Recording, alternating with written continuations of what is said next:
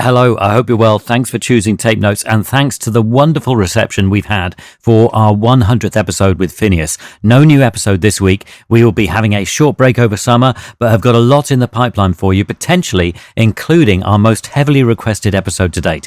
But I'm not going to give away anything more than that just yet. In the meantime, if you're still looking for your Tape Notes fix, come and join us on Discord and chat all things music, songwriting and production related. Links to the server can be found across our socials and in the show notes of our recent episodes. We will, of course, be putting some extra videos up on YouTube for you in the meantime. And now, whichever episode you've got lined up, I hope you enjoy it. And without further ado, let's get started.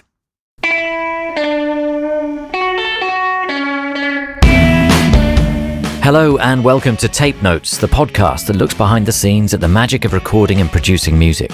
Every episode will be reuniting an artist and producer and talking through some of the highlights from their collaboration in the studio. So join us as we lift the lid on the creative process and the inner workings of music production to see what lies beneath.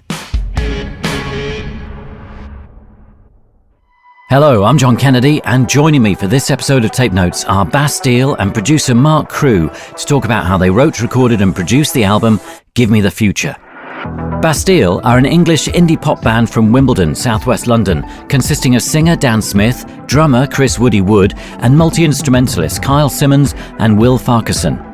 The early sound of Bastille began life as Dan's solo project, who throughout his teenage years in Wimbledon and university years in Leeds would spend a large part of his time songwriting and recording.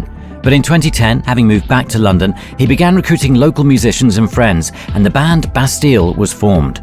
Following several independent releases, in 2012 the band signed to EMI Records, and the following year released their debut studio album Bad Blood, produced by Mark Crew. The record entered the UK album charts at number 1 and included the breakthrough single Pompeii, which became the band's first multi-platinum selling song. The global success of Bad Blood saw them nominated for numerous awards, including the 2014 Grammy and Brit Awards, in which they won Breakthrough Act of the Year. Since then, they have released 2 further chart-topping albums, Wild World and Doom Days, as well as 4 EPs, and reworked their live shows to be performed with an orchestra. They've also collaborated on tracks with numerous artists from Craig David, Haim and Lizzo to Marshmallow on the hit single Happier. Their latest album, Give Me the Future, another UK number 1, sees them approach themes of humanity in a tech age and the strangeness of living through times that can feel like science fiction. Mark Crew is a producer, engineer and songwriter from Sussex. Having studied production at the Academy of Contemporary Music in Guildford, Surrey, Mark moved to London and in 2010 was introduced to Dan through uni friend and Bastille drummer Woody. Having heard some early demos from Dan's laptop, the pair began working together on what would eventually become Bastille's acclaimed debut album Bad Blood. Following the album's success, in 2014 the pair formed record label Best Laid Plans, with Mark's production partner Dan Priddy going on to sign their friend Rory Graham, better known as Rag and Bone Man. His belief in Rory's talent saw them working together to develop his sound over 2 EPs, which led to Mark producing the majority of his debut album Human, reaching the number 1 spot in 8 countries, including the UK. While Mark has shared his talents with many other artists including Katy Perry, James Arthur, The Wombats, James Blunt and Mika, his partnership with Dan and Bastille continues to this day. Often referred to as the 5th member of the band, he has produced or co-produced almost all of their subsequent work, most recently diving deep into the sounds of the 80s on the band's new album. Today I'm joined by Dan and Mark at One Eyed Jack Studios in southwest London, and what better way to start our conversation than by hearing something from the record. This is Plug In. Tell me we'll be alright. Say that we'll be fine. Plug me right in, jump through the screen. Final frontier, I can be anything. Maddening scenes, Anthropocene. Blink and you'll miss us like we were a dream. Maybe AI is the messiah. My machines learned all my kinks and desires. Virtual porn, airbrush my jaw. Are we having fun, yeah? Endless hot takes, chaos will reign. Guess we learn nothing from history's mistakes. Billionaires, rocket to Mars. Stuck on Earth drinking in driverless cars. Ice caps will fall, Cali will burn. Willful denial until it's my turn. Bunch of old white men who don't give a fuck. Are we having fun, yeah? Tell me we'll be alright. Say that we'll be fine. It is Plug In by Bastille from the album Give Me the Future, and I'm very pleased to say that I have Dan Smith and Mark Crew, Dan of Bastille and Mark of, Bastille fame too, and many, many more things. And we're sat in the studio together. It's great to have you here for Take Notes. Thanks for having us. Hello, John. Thanks for having us. Sorry, that kind of ended up being kind of elongated, but it's great to be here for Take Notes. So this is in Wimbledon, and it feels extra great to be here because, Dan, I associate you with Wimbledon. Yeah. I am from Wimbledon or grew up round here, and I know that you did as well. And so in my mind, even when I hear Bastille on the radio or anything, I think, yeah, that's my boy. Local guys, yes. It's a kind of local hero type thing. So it's great to be able to do this actually here in Wimbledon.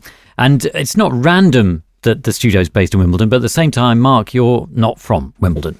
I'm not, no. I'm from down in Sussex originally, but went to university in Guildford, and then a lot of us who went there kind of slowly seeped into London, and Wimbledon's probably the first thing that you hit, and ended up in Southfields, which... Centre of the universe. Yeah, and then is actually, eventually met Dan through Southfields, and Woody, who's the drummer in the band, who I went to university with, was the link there. And we both ended up living in Southfields, and Woody met Dan, and I met Dan. And Dan grew up in Southfields. Yeah, exactly. And I actually lived in Southfields for about 10 years or something. There you go. It's all go.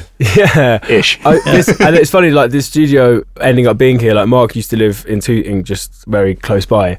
But it was really just that we were trying to find a space that was convertible, and there weren't, in London in particular, when you're up against all these like developers, it's sort of impossible to find somewhere. But we found this weird little spot. It was an office, and I think before that it had been a glamour photography glamour shoot, not glamorous, but a glamour shoot place. Yeah. So I think these boys have seen a few things, but it's kind of great. It's like tucked away, and it's quite weird, sort of winding up relatively near where everything started out. Yeah. And so is this where this album began? Yeah, it is. This is where we made our last album, and this one here. The intention with this album was actually we planned a kind of a year off from touring, actually our first ever year off from touring, starting, in sort of March 2020, and obviously other things happened.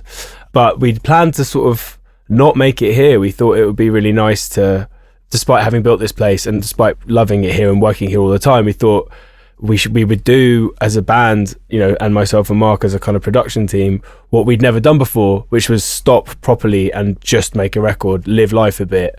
And we'd planned to sort of go to LA and work with Anderson .Paak and a bunch of different people, and we wanted to sort of get a studio in New York for a bit and do that whole thing and really sort of stamp an identity and a bunch of places on the album and use it as an excuse to travel a bit. But obviously COVID came along and thwarted our plans, and obviously a lot of other people's as well.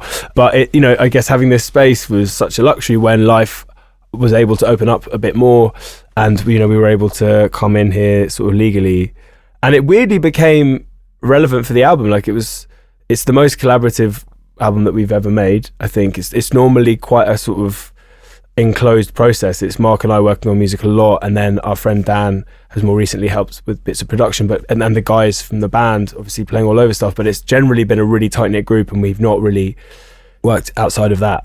But I think the idea with this being our fourth album and wanting to be a bit more kind of expansive and push ourselves to be as different as possible, we thought that we'd bring in some of the elements that we've both kind of found, and some of the collaborators that we've both sort of worked with as songwriters for other people and producers for other people.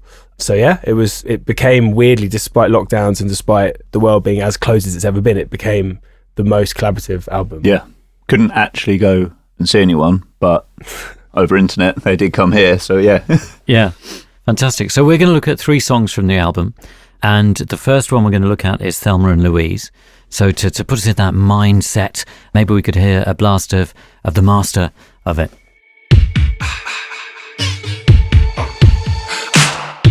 Skipping town down to Mexico, lipstick on in the Thunderbird, let's roll. Drive right off of the wall. Leave your job and your gaslight man. Modern life was a big letdown. We bored, felt like a brick in the wall. Days like these, you wanna get away. It is Thelma and Louise from Give Me the Future, and you were talking about collaboration and reaching out to people from the hub of Wimbledon, and this was co-written with somebody. Yeah, a Swedish songwriter who lives in LA called Rami Yacoub, who's got a sort of long, illustrious history in the sort of mega pop world. He wrote Hit Me Baby One More Time with Max Martin for Britney Spears, and a whole load of other songs from that kind of Max Martin world. And more recently he did the last Lady Gaga album, Chromatica. He sort of produced and pulled that whole thing together and did a lot of writing on it. And I feel like potentially musically from a very different world, but that was kind of part of what we wanted to do with this album. I'd worked with him and a few of the other people from Max Martin's camp in the US a while back, wanting to write for other people, and he's that successful for a reason. He also, I think it's probably easy coming from a sort of indie environment where, when I first started out, I didn't even know that sessions were a thing. I didn't know that people co-wrote. Like, that was all a real sort of shock to me, weirdly, finding out that these artists, and obviously there's absolutely nothing wrong with it. My mentality at the beginning was like, you should do it all yourself, which is ridiculous. Collaboration is amazing and there's a reason that everybody does it, but it's just taken me quite a while to learn that. But with Rami, I worked with him in the States and he was just brilliant and such a nice guy, and like, I remember with a song we were writing at the time, he just sang a verse and it was really amazing, and I knew instantly that he was the real deal. And so when it came to writing for this album, and other than the stuff that obviously Mark and I write together, we were sort of challenging ourselves to think of like who could be interesting to, I guess, challenge me. It was those kind of people opening up in that way for the first time and discussing with other members of the team who would be good and that kind of thing. Dan doesn't need help to write a song; he can do that on his own. So if you are going to go into the room, it's that thing of, well, let's look behind that curtain, like someone like that, and they've done this, this, and this. Let's see how that works, because Dan wants someone to go toe to toe with, and that worked out really well. And you can see it. So if Dan has done a session with someone like that, he's super excited. He's like, oh yeah, they're really good. It was great to kind of be pushed. I think it's that thing of bordering on being a bit competitive. It's like, oh, well, that verse is good. Okay, all right. I better beat you on the pre then. That kind of mentality. So, because the thing is with Bastille music, like it's always kind of come from me as time's gone on. Mark's been more and more involved in the writing, but has always from the start been like the most brilliant kind of filter and like champion of certain songs, and like he'll be the only person I'll ever play stuff to. And at the beginning, I'd often like go away and want to do it and then sort of bring it back and see what Mark thought. But as time's gone on, we've worked more and more together, and that sort of relationship has grown, and it's great. But it was about, we thought for this being our fourth album, like the challenge was...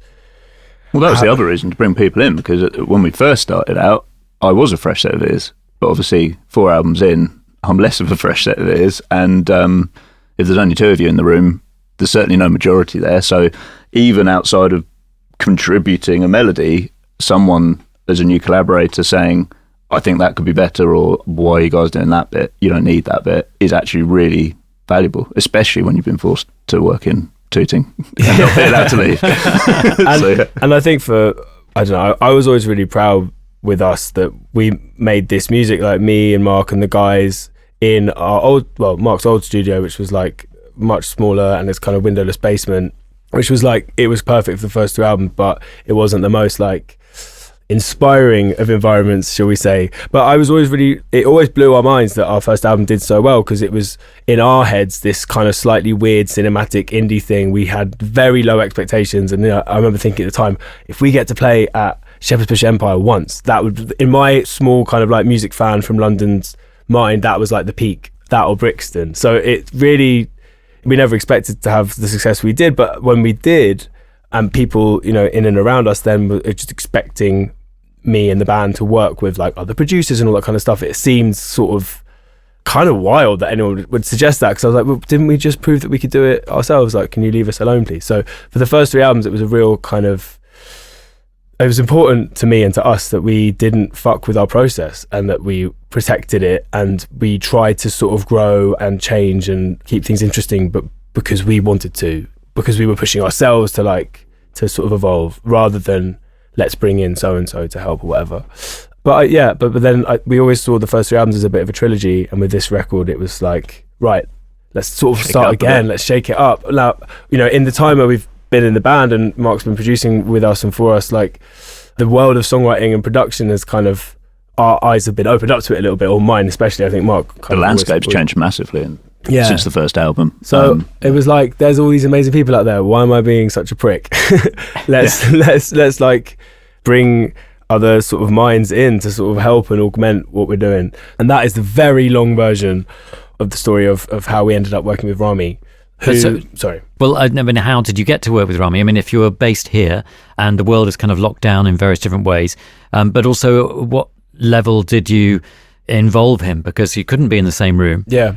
Had you developed a song to a certain So extent? it was from us. We were really open to the idea of other producers being involved, but what we found in songwriting for other people during lockdown was just the technology of two people running a session at the same time with delays just made it a bit of a nightmare and took away any grain of spontaneity and creativity that existed. You know, tried it a couple of times, but just with a lag, it's hard. There's so much in writing a song with someone, of, you know, with a band or with whoever, of being in the room, and it's reading body language and seeing like if something you've done excites someone. They might not say it out loud, but like there's so much in that, obviously, not to mention just jamming at the same time without a delay. Yeah. And, you know, singing over someone else's chords or someone singing over yours, like all of the kind of magic that comes in, to use a very cheesy word, you know, that comes with being in a room with someone and making music. That's just kind of dissipates when you're trying to do production. But I did a session with a guy called Dan Wilson, who is like an amazing songwriter from, what was the band that he was in? Semisonic.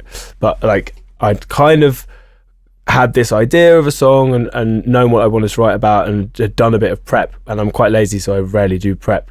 And we decided in the session for it to mean I was just going to play piano and he was just going to play guitar. And although it was down Zoom, it was the closest thing to being in a room with someone that I'd experienced. Like, it still didn't work with, you know, him playing chords and me singing over the top, but it kind of worked, and we actually got a song out of it that's maybe one of my favourite songs that we've done kind of as a band. Anyway, that sort of taught me that there is a way to do this over lockdown, and there is a way to do it if you take away the production element and it's just about the song. Which I think obviously it's actually worked out. I think a lot of people have come to that conclusion through this period. Generally, it's easier if you've already met, so you haven't got to do the weird sort of small talk at the start of the Zoom thing. And also, it's actually quite nice, even though it's obviously over Zoom and it's technology based, it's kind of going back to an old fashioned, look, you play the guitar and I'll sing, or vice versa, or whatever, and let's just get the song. And then at the end of this, one of us will just put it down as a voice note or whatever, and then if the song's good, we might move forward with it. So it's good. It removes the 7 hours on a snare sound when you've not even got a chorus, because it just doesn't, it's painful. So, and I guess having seen that with Dan, it then opened that door.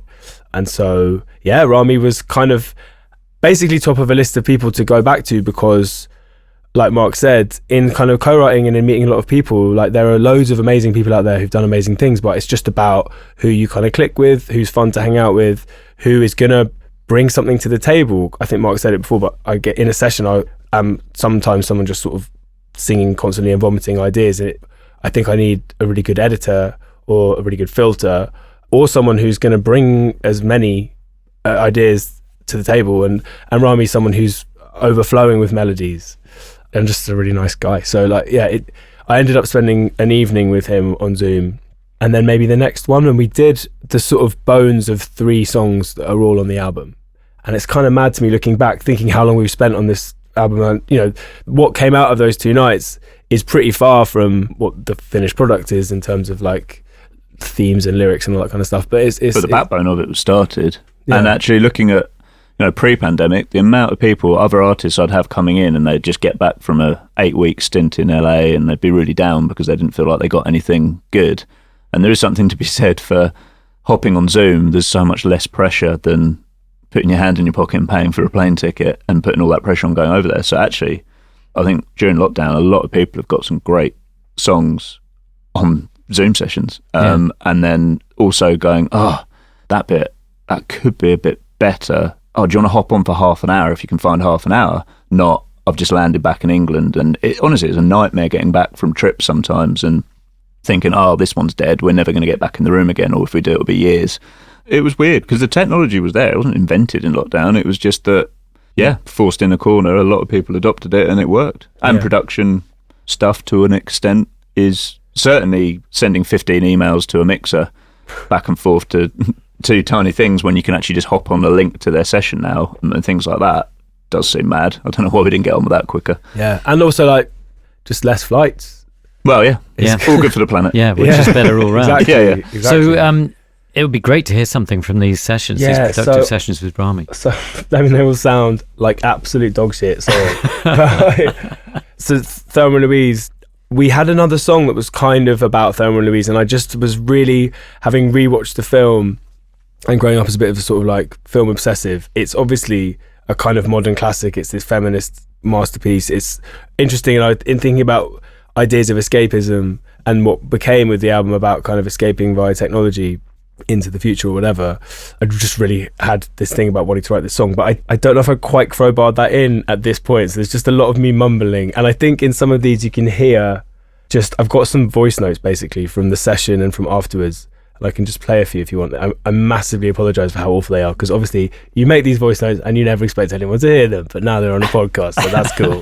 I could be out there, you could be. Okay, so I found a voice note from like probably in the middle of the night one night of me just singing a Thelma and Louise thing, and then I started writing this song with Rami, which I think was called Nowadays at the time. Every day, every night, the force is a way, an alternative course. Oh, shut up, Dan. He'd come up with this riff, this kind of policey riff, and we sort of had the idea that maybe that could be an interesting direction to sort of do like a futuristic version of the sort of percussive guitar playing of the Police, who aren't a band that I've ever been massively into, but that sound is so like specific. So basically when I got on this call with Rami, was like, right, can we write some more in that vein? And he had the electric guitar up with that kind of very specific sound, and that's where these things came from. And then I can't remember what's what here, so sorry, they're all a bit. Some days I wanna Thelma and Louise. Some days I wanna get back on my feet. Just like shit mumble lyrics. Nowadays.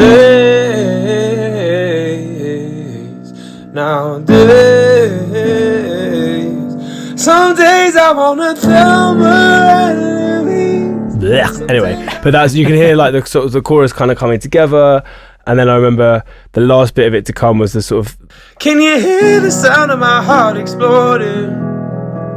Can you see the sound of my heart exploding? see the sound of my heart exploding? That makes sense, right? You know the sound that I thought exploded. It goes boom, boom. But yeah, and then I guess that one in particular, we'd finished and we felt like we'd never quite nailed the chorus, and then left it for a bit. I played it to Mark, and like the verse, I don't know what you have on there, but the verse kind of existed. We had like the verse and the pre, and the chorus was starting to come together, and the guitar riff was wicked from the word go. That was, so we had that, but I think the A section of the chorus as it ended up, yeah, that didn't exist I wrote yet. that here with you. Historically, whenever Dan brings in a song in, there's like 20 sections, so like the hardest thing is actually getting it down to the bits that you need. You know, it's like quite scary sometimes that you might cull the wrong bit. I think I actually heard a boom, boom, boom there that may have been discussed at the time, but actually sounded quite good there. Thanks, mate. And then that was the probably unusually missing a section that we needed to get to where the chorus is. So that got added in, and we got to working on different versions of it. I think all of them using that guitar as the starting point. Then I think we may have, knowing we were missing a section, probably went down some rabbit holes and just focused on the production when we should have been getting that section sorted, and then may have policed ourselves out at one point. And then the guitar may have got taken away and we went full. This is one that, like, it's funny, there are some songs that come together kind of instantly, and this is one that I want to find the verse somewhere. Take a ride, it's a one trip. In the night, landing, if you know that we all need a break from this, you know. I was out, I was feeling lost. Take my hand, and we'll get lost, you know. There's something about that melody which came kind of straight away in the session, but like it felt, that and the riff felt like the beginnings of something really special. And I love that straight away, and I think actually what made it harder to get to where we got to is that hearing it like that on the piano, you can hear it now. I mean, I just love a massive rock song, and you know, it could so easily lend itself to going into a big epic rock song, but we did have an agenda of what we were trying to achieve sonically, and that didn't quite fit. So, and it felt to me like something like a sort of classic road song, and obviously with Thelma and Louise in mind, the idea of what's our angle here, what's it about. And yeah, I think Rami was the same. I remember we left with these 3 songs, and this was probably the one, that verse I was probably the most excited about. But I remember with him, he was like, well, we haven't solved it, so it's fine. And I guess that's when he, for this song, like left the scene. Yeah. And that's obviously, like we've just said, brought it here with Mark, and we sort of had the bones of this thing. And it's unlike some songs that come together straight away. This is one that we just sort of chipped away at over the course of the album process. Like, I probably quite frustratingly like to have loads of stuff on the go and sort of dip in and out of songs. So this is one that just was in the background for quite a long time. and as the album started to take shape, when I said we kind of over-policed us, we had loads of songs that had police-esque riffs. And actually, I don't think you'll hear that on the album now, really. And then when you start seeing The Wood for the Trees and realise that, oh, those 3 songs actually aren't going to make the album, which means we haven't really covered that vibe. Now we can go back and finish film and knowing that that's going to be the one that has that. That riff was great. Why did we take that out? Let's put that back in. And then we went down a bit of a kind of grungy, again, indulging ourselves in stuff we like. There's like a Future Islands-esque driving album version, which we love. But do you have some of those old versions? Said to me, oh Thelma, I'm Louise. Come on, let's get the hell right out of here. Can you hear the sound of my heart exploding? Can you hear the sound of my heart exploding? Now we're free, weaving runaways, making waves under big blue skies. Yeah, she showed The guitar. him what it means to say no. so somehow we ended up with like a Baggy Jeans Smash Mouth guitar riff version at one point. And that's Charlie Barnes, our sort of live guitarist and often studio collaborator, who's amazing and did, for what we wanted, an incredible job. Yeah. But yeah, no, there was that. And it sort of just went through loads of incarnations, and then, it was clearly not going to fit exactly how we wanted. So we did a sketch of the kind of Lindrum Prince-esque vibe, simplified the bass down. And worked with Dan Priddy. Dan Priddy, our friend and collaborator. Well, Dan Priddy we do a lot with is the world's biggest Prince fan.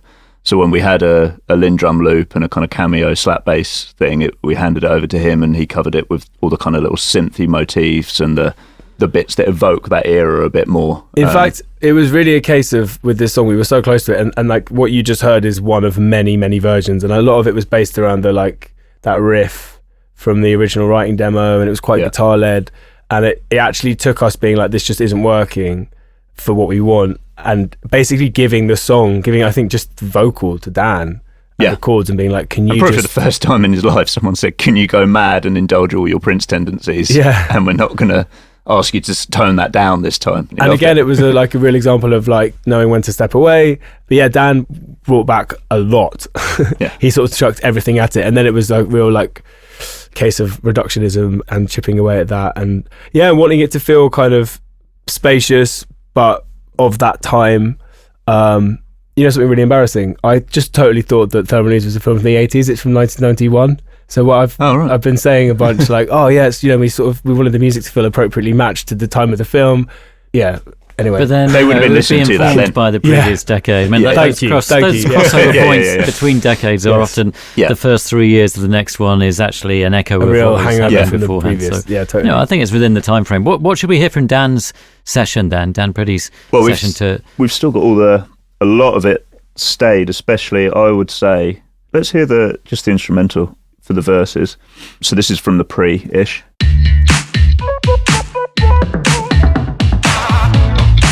I mean, you can immediately see the Prince connection there.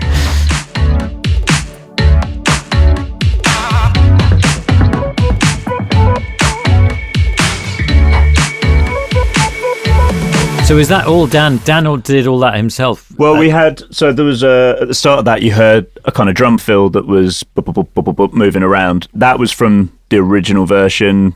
That was a kind of a nod to Can You Hear the Sound of My Heart? I had a kind of heartbeat drum fill. As a less obsessive Prince fan, we knew we wanted that kind of Lindrum feel and did a nod to that and had that bass line idea. But all of those wicked synth runs, the little kind of the call and answer stuff, so what you heard there was the synth answer in the vocal line. That's all Dan kind of just hearing where the song was at and the frame, and then he went and did a deep dive on the kind of detail of the drums and, oh, no, Prince wouldn't do that. It would be a clap more like this, and it would be more like this reverb, and all those sort of things. And I think he did a really good job, which we kind of did, I think, across the album of, obviously, we weren't, let's rip off that song, especially with someone like Prince. That's a big brush to just say Prince. But it is the feeling of that era and maybe that world or that artist. And also you're talking about someone who then influenced a whole stream of artists afterwards. And Dan knows that stuff inside out. So he's like, oh, actually, there's this other guy that Prince produced for, and these drums are cool. We should use some of that sort of stuff. And I think some of the Junos, though, existed from before. That's actually Kyle came in on the rock version and we recorded a whole load of cool Juno stuff that we loved. I feel like every album we do has a Future Islands moment. We always come back to them like, what if it was just a dreamy synth and like a driving beat and my vocal? And so a lot of that you can hear kind of droning in the background, the backdrop came from that. And actually, I think the big swell that you can hear, because we knew we wanted that suck out moment of dropping to just a vocal on the chorus, I think the big kind of feedbacky noise that gets up to that moment is a Charlie Barnes held note that we then washed out of reverb. That actually used to open, one of the versions, that was the opening, that was opening. So it's kind of a Frankenstein of all these versions, and then Dan just kind of came and did his thing over the top. And there's, the slap bass as well.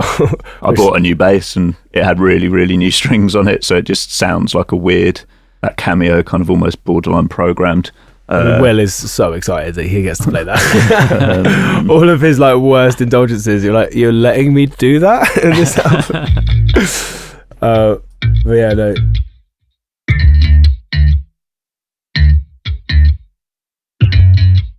I mean, essentially all the inherently naff parts of the 80s we really indulged. It'd be good to hear. I think it'd be good to hear that breakdown that you were describing. The chorus. Yeah, totally. And with this bit, we were sort of, I guess it's a device in a lot of music, a lot of pop music as well, to kind of, in a way, like an anti-chorus. And initially it went to this, and then it went to a different chorus. Mm-hmm. But part of the kind of reductionism of the album was to simplify things a bit. So this is, building up to that drop. Gaze like these, you wanna get away, close. So when you were talking about the song almost being sucked out, or the music, you even have a little literally thing. It's kind of how much stuff can you chuck at the bit before it to heighten that feeling of the whole thing being pulled out from under you, and then getting it to actually feel good as a result. And we definitely talked about it at the time, where there was a bunch of big songs that we like that do that, and it sounds really simple, but it's actually quite hard to not feel like it's a big letdown when it happens. So that was a kind of a thing we were aiming to try and get right, and hopefully got close. And then we ended up, on this album, another pushing ourselves way outside our comfort zone thing, had a kind of executive producer, which I guess because we've always been quite independent and done everything ourselves, the idea of an A&R relationship's always been a kind of interesting one to us. There was no A&R really on the first album, because all but one song were kind of made before we signed. And so with an A&R thing, I guess we've always sort of looked for someone who can give proper feedback and be like, if you're going to criticize it, at least tell me why and what we can do to make it better, and what your version of better, what does that mean to you?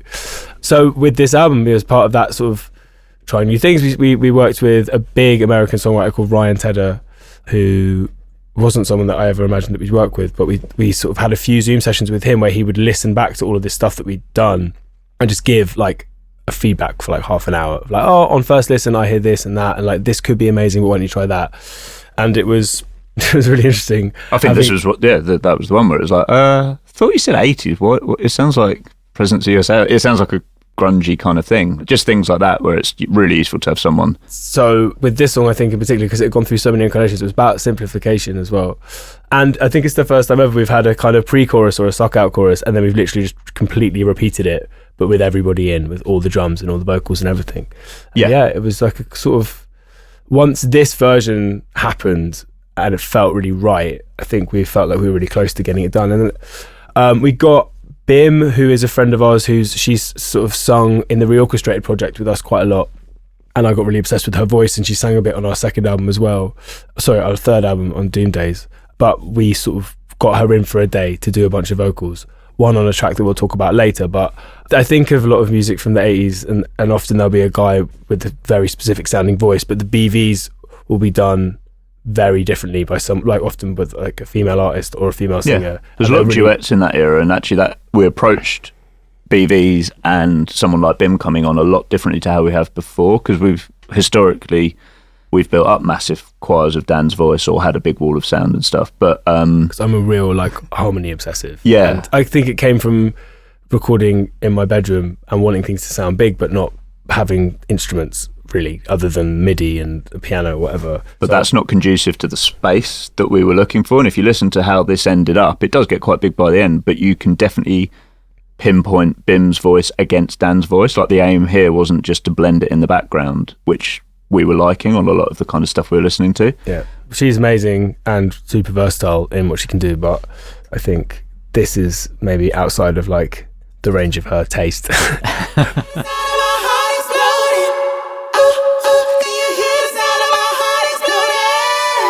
You have the like main bit of the chorus maybe.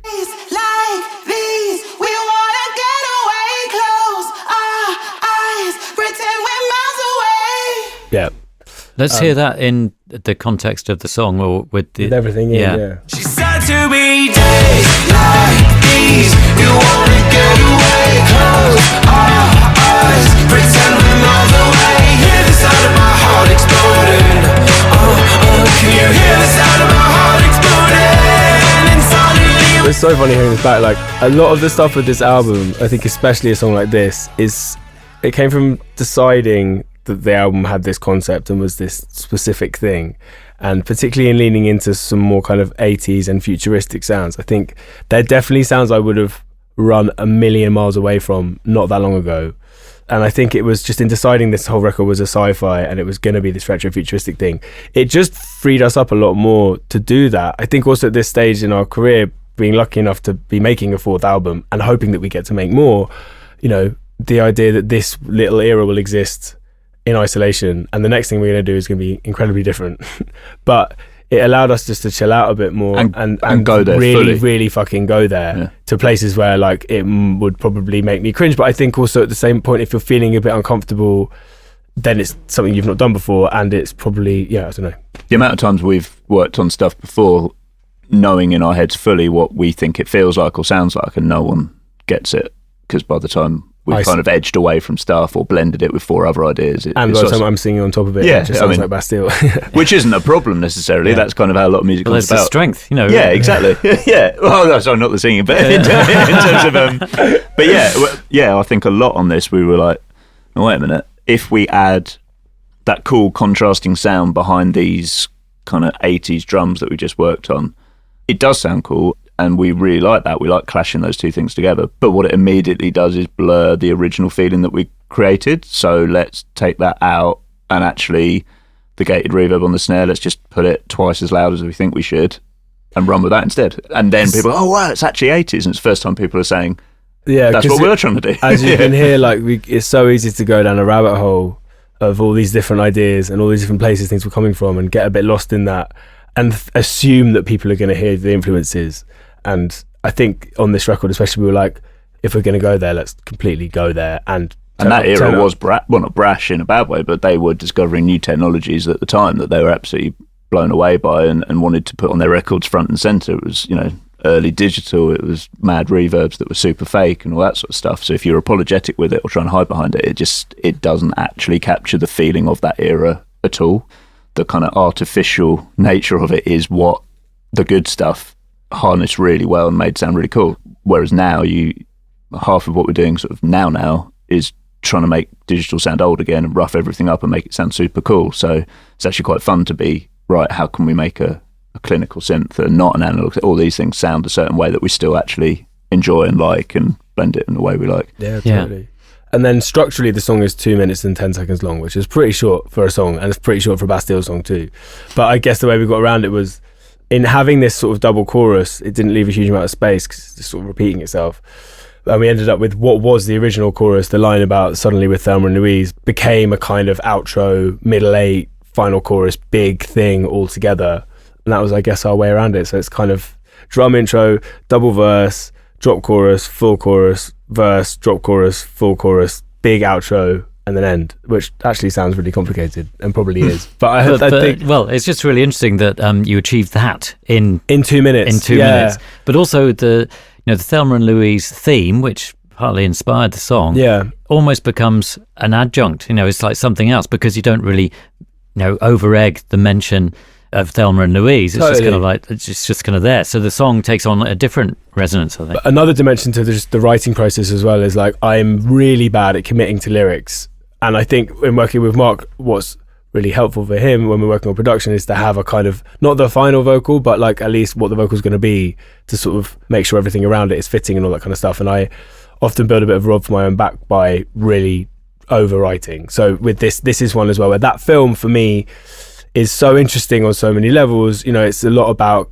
female identity, someone in a sort of toxic relationship and someone in a kind of bad working environment, leaving both those situations and choosing as friends to sort of go on this escape their lives for a minute. It's both a kind of fun Hollywood movie, but it also just says a lot and has a lot of kind of resonance to it, I think, for a lot of people. And it was about like, how can I, as a guy, sort of retell that story? If it's sort of Thelma and Louise cosplay, like what are we trying to say with it? There's also so much in and around it about how, like, at that time, it was one of the first films of that era to have a female screenwriter, two slightly older than the conventional Hollywood sort of female stars, and for it to be a big commercial and critical success. It felt like it was going to be a kind of new era of Hollywood at the time, and it ultimately wasn't at all. So I like, as you can tell, go down rabbit holes of research and reading and stuff. And again, there being space for 3 verses in this song to really say that stuff was was a lot. And I wrote and rewrote and wrote and rewrote. And obviously Mark's super helpful in that situation of being like, I don't know what you're talking about.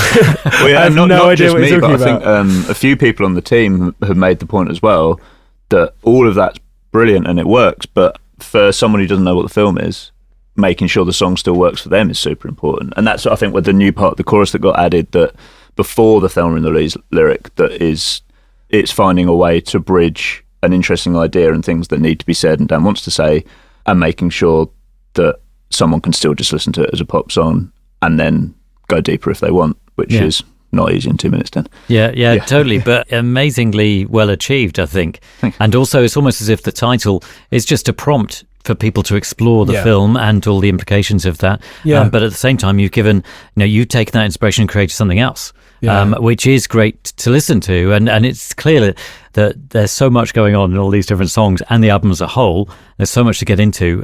We need to talk about some more of the songs. So I think we need to reprise the master of Thelma and Louise, and then we can move on and explore some of these things further. My heart exploding.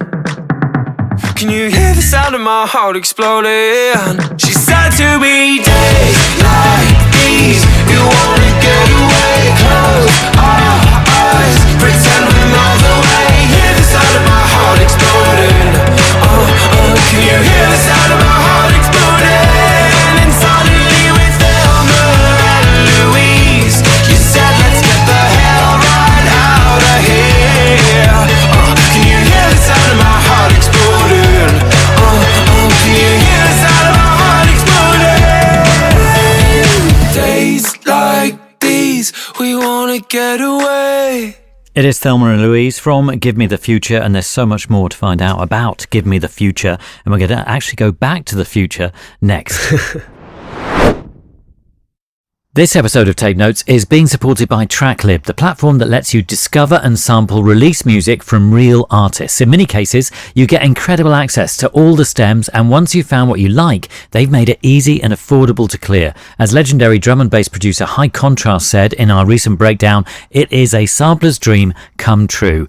This is just a quick reminder that they're offering Tape Notes listeners a special trial of 30 days and 15 download credits. All you have to do is head over to tracklib.com/tape notes to get involved. That's tracklib, tracklib.com/tape notes. And now, on with the show. So the next song we're going to look at from Give Me the Future with Dan and Mark is Back to the Future. But before we get into that, I wanted to ask you about this concept. So that you've alluded to, and to how overriding or how important it is, because it's like a sci-fi concept album in a way. But it's clear that the concept also refers to the music and your approach sonically to what you were going to do? And how much does one inform the other? And how much does that inform the songwriting? Because all of these songs stand alone as separate pieces, don't they? Yeah, they do. And it's kind of, I don't know, I guess there was a song that I wrote with a friend called Ralph Pellimonta called Give Me the Future, which is the title track of the album. And it was sort of about plugging in and the endless possibilities of entertainment and VR and dreaming and escapism. And that became the gel that held the album together. Before that, it had been, conceptually, it was sort of a much more expansive album about maladaptive daydreaming, which is some people's ability to sort of live huge chunks of their day in a kind of parallel existence, often because they're avoiding like trauma. And it was inspired by this show that I saw at Edinburgh Fringe Festival a couple of years ago. And yeah, it's really liberating, I think, for me in making an album to know that there's these parameters, and I'll go and read a lot and watch a lot of stuff and listen to a lot of things, and I don't know, thinking a lot about what the future is to us now. Like, we live in this really strange time where a lot of the technology that we have is kind of mind-blowing, and it's so quickly evolving, and it informs every little part of our life and our daily thought processes for some people.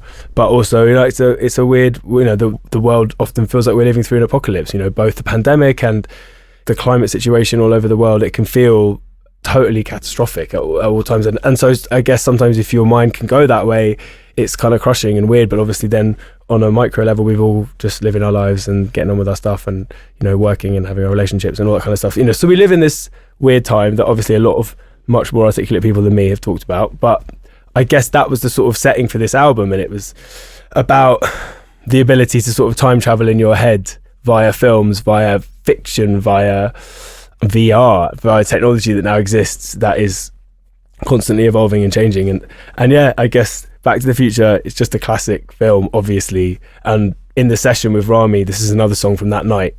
That line kept popping into my head. Yeah. Probably very unimaginatively, I've watched the film, but we've been talking a lot about the future and versions of the future and imagining different futures. And yeah, I guess that's where the sort of seed of this came from. Yeah, I mean, we should probably hear it now, but at the same time, I think it's interesting that you as a songwriter, even though we often hear you singing in the first person, I think that you really embrace the idea of thinking about other things than just your own personal life. That it might seem like this is a song about your personal life, but it's actually about you transferring yourself to another time or another era, another situation. Even something like Pompeii, which, you know, Bastille is so associated with that one song. Yeah. But that in itself is a kind of exercise in time travel. Totally. And interplay with other personalities or being another person.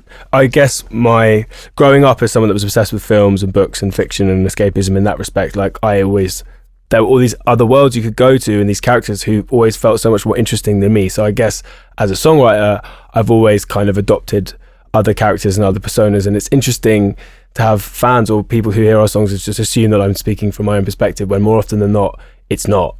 But yeah, Pompeii, like you said, it's the same with Thelma and Louise. It's like, it's there in the title. The lyrics might not say it the whole time, but that's just to kind of guide you, if you care, to that era. And I think with Pompeii, it was like I was in a weird stasis point in my life where I felt like I was going nowhere, and was weirdly relating that to these ashy corpses who have literally been going nowhere for a very long time. And it became a kind of like dark, twisted joke about that. And I guess, yeah, if you didn't stick that title on it, people never would potentially make that association. But yeah, I guess that's sort of, with us, it's always been about kind of world building beyond the song. And yeah, so that's a device, I guess, we fall back on. It's a great device, and I really love the way that you explore that within the songs of Bastille. It's really fascinating, and we're going to explore that now with Back to the Future.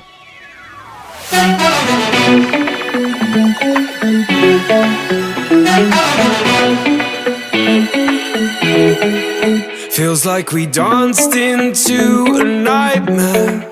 We're living 1984. If doublethink no longer fiction, we'll dream of Huxley's island shores. Waking life, it lets us down. So close your eyes and melt away. In the middle of the night, I can dream away. Change what I like and go back to the future again. In the middle of the night, gonna scream your name. A little burst of Back to the Future there, and it's such a fascinating song. I think that's because of your 80s blueprint that you've given yourselves. Yeah. You know, there are so many different things that this kind of references, but not necessarily directly. So, the times I've been listening to it, I hear Madonna in there, but I also hear Lionel Richie, I hear Duran Duran, I hear Spandau Ballet. Across the whole of that decade, just it's really hard to put your finger on it, but somehow you evoke those elements. I mean, even from, there's an interlude that precedes Back to the Future, and which is kind of mainly strings. And then when you get into this song with the strings and the brass, but you're also thinking, are they really strings? Are they really brass? Could that just be... Well, that was that Thriller-esque Quincy kind of, that whole perfection is mad if you think those albums were, obviously they were live players, but it's just perfect and it's like very crisp and it's clean. So those high soaring strings, and they're not kind of rootsy horns, either. They're not retro throwback. So again, you're weirdly dabbling close to something that could go very wrong in terms of sounding like a fake keyboard horn, but hopefully we didn't go too far. But it's they are real. But I had to reapproach how I would have recorded stuff and just try and work out how to a different mic, a different pre, a different distance from the mic, all that kind of stuff. And also Johnny, who arranged the parts, totally nailed why did they sound like that. Let's try and work out how they were put together. I think that's the source of it is how they're put together is vital to, or it just won't give it that feeling. Yeah, and that is a really interesting point about Quincy Jones, the idea that somebody so rooted in real instrumentation and techniques going back decades, because he lived and worked within all of those eras. And yet with Michael Jackson, they were trying to create a futuristic music, but using things that they knew worked, like a string section, but recorded in such a way that it could still sound futuristic and Michael. Yeah. And I think that there's a lot of those eerie sounds, a lot of drones and stuff. You can hear it on here, and a lot of the songs will have like a held drone the whole way through, or a whole hide note on the string. And that's definitely that world and the Quincy thing as well. And it's also like the Planet of the Apes soundtrack, messing around with the synths from that era, and it's just creates like a tension but gives it that instant sci-fi vibe, which we've not really done to that extent before. And actually at the end of the whole process, Dan was asked to do if the album could be done for surround sound, for Atmos. Not something I've ever been involved with or heard before really properly. And we were talking to the guy who did those mixes, and I was kind of wondering, well, how do you approach this new technology that they're really trying to push at the moment, because we're so used to stereo. And he was saying, well, it can be a bit gross. It's like when stereo came out and people went absolutely nuts with it. We've got to find a way where we use it for good, so to speak. And what was really good on this album is having those sci-fi sounds and those held things and those weird things. Yeah, in Star Wars, you're used to the lasers coming from behind you and then firing in front of you in the cinema. So it worked really well for those mixes, whereas no one needs to hear the basses running from the left to the right of the stage at high speed. So that was kind of cool that without knowing it at the time, we've got loads of cool non-traditional sounds melded in there that when it came to the Atmos mixes was like, oh, wicked. We can put our lasers everywhere. That sort of stuff. Cut to me going into the Atmos mix and the guy being like, let's have me helicoptering all around from left to right. And he's like, well, there's tasteful Atmos mixes and then there's what you're trying to do. But yeah, I don't know. I sort of felt like just read that, the stereo mix exists. And like you said, we've got all of this stuff, all these like layers of production and all these sounds. And I was like, if someone's going for the Atmos mix, let's give it to them. So it's good that we had the ingredients. And in terms of all those references melded, I think that is on earlier albums when we were not as consciously think about stuff, but everyone's listening to the music they're into. We're always listening to, oh, did you hear that new song? Oh, I love this album. There was albums that I hear them now and it takes me back to making like the first Bastille album, because we were obsessed with, we were listening to Mike Snow every day and it was brilliant. It takes me back to the era. But on this time, I don't think we really delved into that depth. It was more of a big broad stroke. It should feel sci-fi and 80s. Does it make you feel like that? Yeah. Not because so often you're working on something and then you listen to what you think you were referencing, like, oh god, it sounds absolutely nothing like it. But it shouldn't matter if it feels right. You have a band that's like, oh, I want to sound like such and such. You go, you don't actually. Like if we load that up now, you're going to be shocked how tinny that is and how little bottom end that is. But you're remembering being 16 and jumping up and down to it. We've got to make you feel like that. And I think that's why hopefully it's hard to put your finger on just lifting an artist. We were just kind of, the percussion off of Quincy, let's do some of that. Like those rhythms of the Lionel synth parts, let's try some of that. Without not necessarily saying it, I think it was a case of having people come through the room and having that broad brief, and everyone's got such a big genre that if you say 80s, everyone's got such a different version of it, and they all kind of chucked it at it, and then hopefully kept the best bits. Yeah, totally. But I mean, it's so rich. There's so much going on. How did it begin? So it started on that fateful evening back last year with Rami on Zoom, and I think I've got some voice notes here. Sorry again for the awfulness of them. In the middle of the night, when I hear your name, I don't know. Yeah, so that's, you could, like, as with a lot of these things, in the middle of the night, when I say my name, these are the lines we be telling each other. Mumble, lyrics, makes no sense. I think Rami interjects in a sec.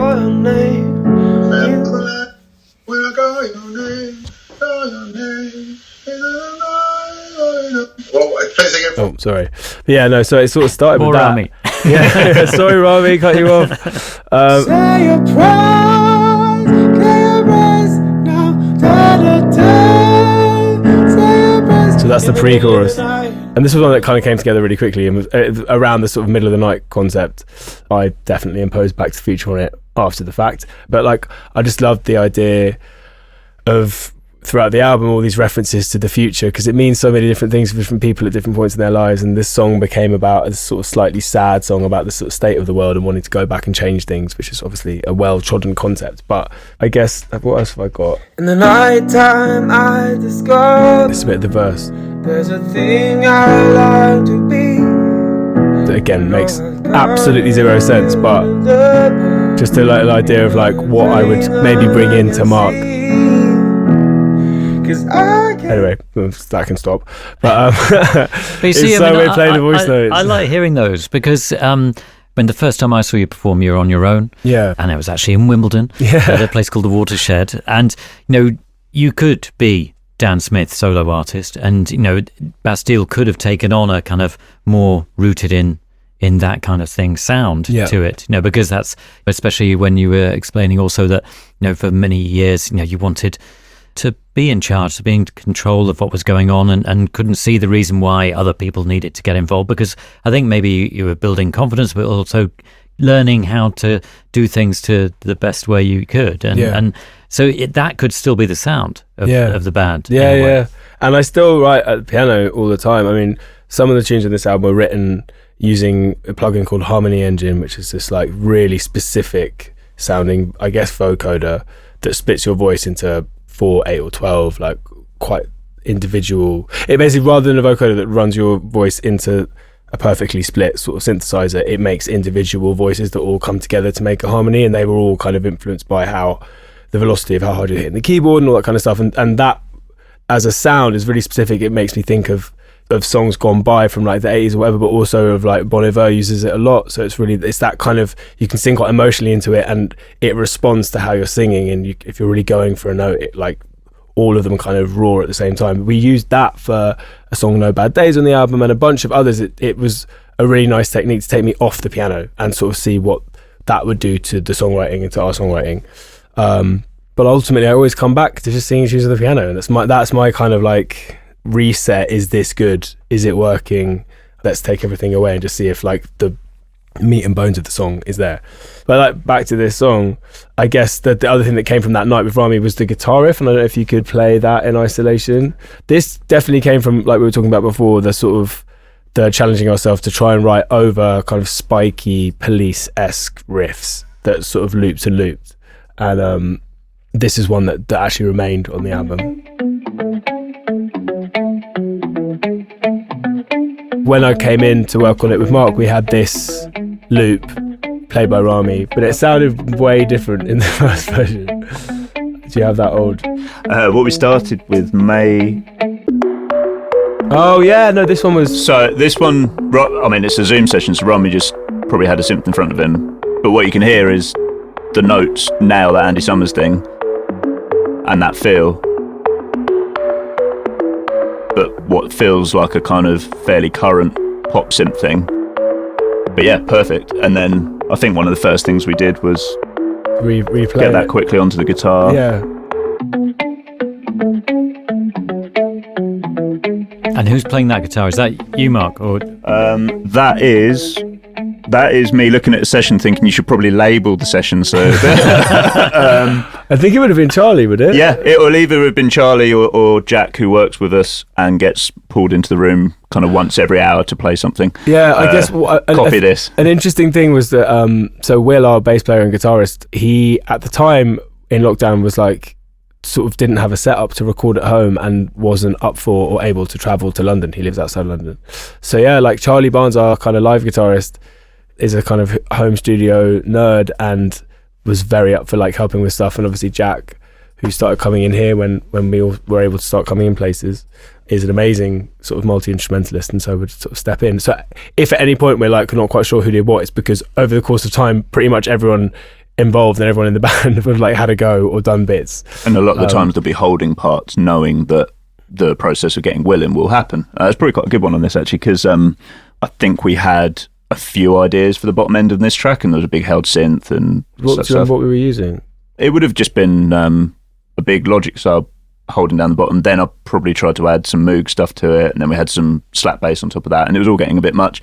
And then Will came in for a few days to work on a bunch of tracks, and then he went through all the parts of us, and we sort of worked out what the singular bass line should end up being, which was this. That slide in, man. And as you can hear, it's a dangerous genre to let a bassist run wild with, so this has probably been quite watered down. Yeah, it was, but equally we were like, go to town, like particularly this bit where he takes over.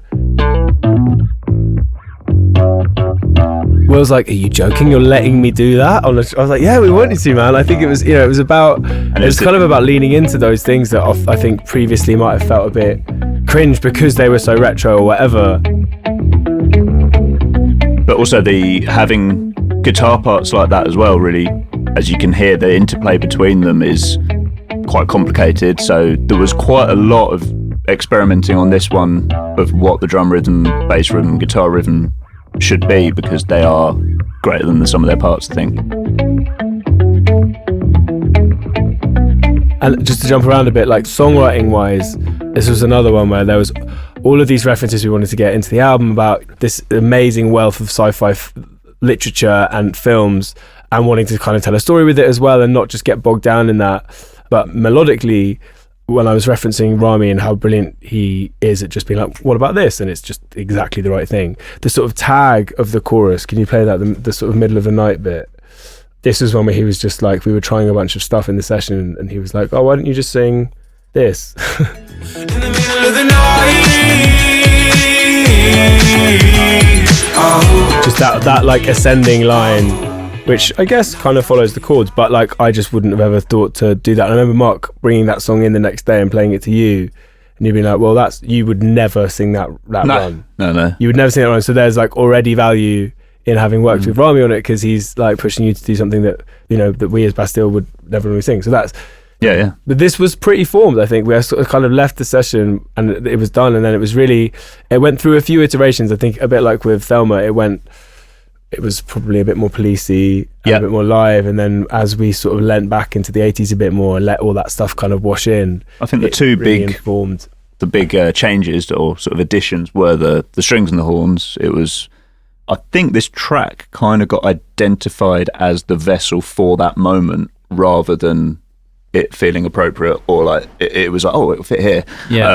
So we came up with all those horn parts, and actually we did program them in, and then Johnny just arranged what's there and made it sound awesome. Johnny, Barney and John G all came in. They played across a bunch of our albums, and they do, like, a lot of the players on this also do the reorchestrated shows with us as well, so there's a quite nice like sort of synergy there between doing all that and re-seeing our songs in that way, and kind of then bringing those people into this world of our albums has been awesome.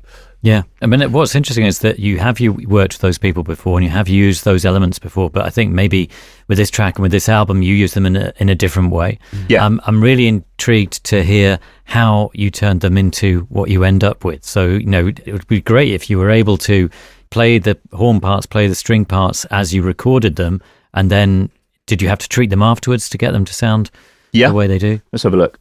So the strings, a lot of this happens kind of middle 8 to end, they come in and it's their moment. So the strings come in here.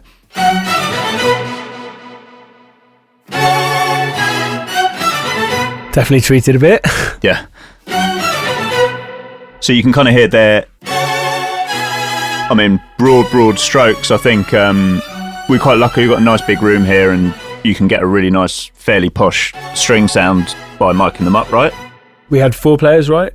Yeah. There's 4 players, and I think we layered them. Yeah, 2 violins, viola, cello. Cello didn't get up there as much on this one as others. But yeah, normally I'd be trying to capture just a nice sound in the room a bit more.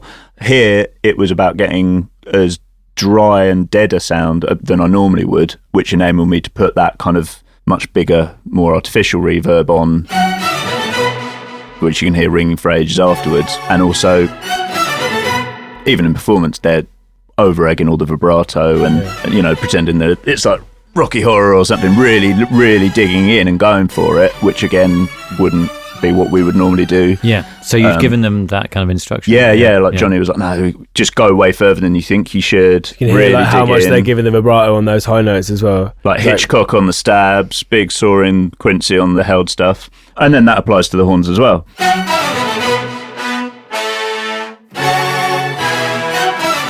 But also, I think the thing that we're really proud of in terms of that, and we'll get to it after this, but is managing to get out of this room and a load of plugins something that sounds this big, and particularly you hear it in the intro to the track, which Johnny composed. It's this big, lush Hollywood moment, but it's actually just 4 players layered and layered and layered.